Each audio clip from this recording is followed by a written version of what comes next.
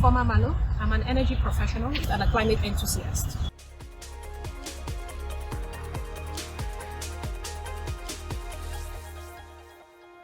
This profession chose me because I had been working in the policy regulatory space globally for a long time, and out of anger and dissatisfaction around not seeing young people who had innovative technologies that could drive energy access into rural communities, made me leave my former job as a government advisor and start up the Clean Technology Hub, where I was going to be promoting this new innovative technologies and ideas. So Clean Technology Hub is a hybrid hub. I'm the CEO, and we focus on data analytics, research, incubating new businesses and new ideas, and finding those sort of ideas that can actually change in a very radical and dramatic way how people are consuming energy, how people get energy, mostly through renewable energy. We focus on 6 technologies: solar, biomass, biogas, geothermal, wind, and mini hydros.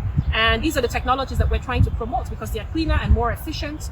And then, they're more sustainable, and cost a lot less than building the massive grids that we've built so far using, unclean fuels for our utilities. It is important that, government and private sector come up with a PPP model to begin to think about how to finance the sector.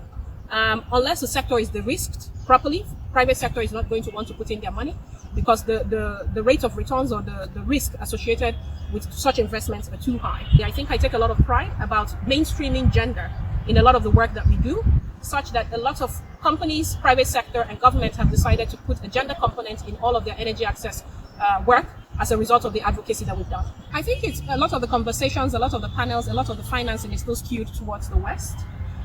It's very important that we begin to think about how to make the global conversations around energy access, including the ability to get opportunities and finances available to people across sub-Saharan Africa, because they are the ones who need this energy the most. So bringing them and having them be part of the solutions, I think is actually critical, and using them to build communities of practice that can advance the energy access conversation is so important.